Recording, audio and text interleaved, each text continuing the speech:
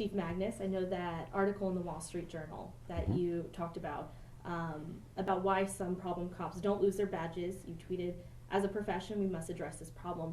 Why did you weigh in on that? Well, I think, more and more we're talking as a profession about the importance of accountability and policing. And what that absolutely has to mean is sharing information. Not every state is as forward-thinking as Arizona has been about even collecting data about what's going on with police misconduct cases that are particularly serious and that then can be shared. And there are places around the country that they don't even do good background checks of folks that they're hiring, so someone can in fact be let go or fired from one department, and then some agencies are so desperate or are willing to cut corners and will hire people without doing their due diligence. Happily, I think we're in a much better situation here, not only on a statewide basis, but through Arizona Post, but also locally, of course, as well, because we do talk to each other a lot. Is there anything you'd like to see change with that? Well, I think what would you like to see?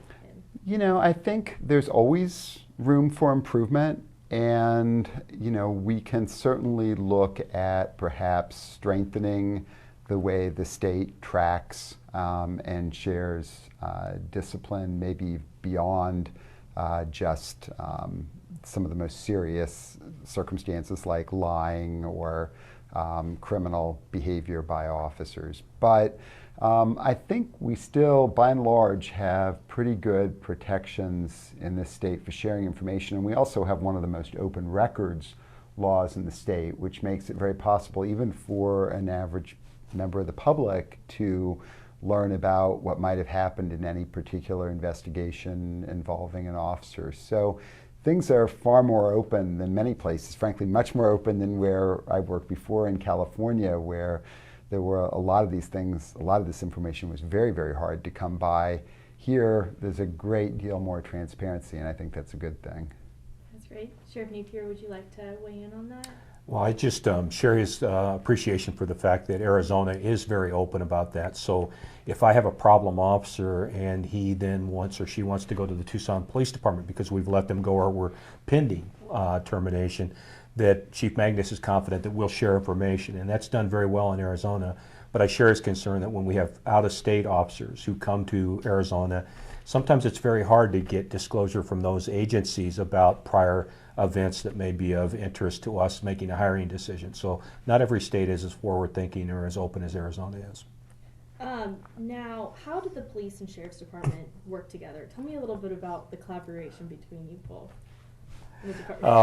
I'll start. I think the fact that he and I are sitting together right now is symbolic of something that's very new, very exciting. I obviously have roots with the Tucson Police Department. I care very deeply for that agency and the people that are there because I spent a good measure of my life there. And I don't see any sense, and I'm sure Chief Magnus doesn't, about us building walls around our respective agencies. A newsflash, criminals don't know if they're in unincorporated Pima County in Marana or Tucson. They don't care, but yet we have cared for decades and built walls around our departments that have been dysfunctional. I know I'm not ego-driven, and I don't think Chief Magnus is either. So we're more about doing what's right for both of our respective jurisdictions, because when I do something right for Pima County, it's right for Tucson and vice versa. Yeah, I totally agree with that. I think, here's the thing. Tucson residents are also county residents. I mean, they're county taxpayers. So, of course, it's to our mutual advantage, and I think it's really an expectation on the part of our residents that we work together, and wherever possible we find ways to share resources, we find efficiencies if it makes sense in terms of how we deliver services.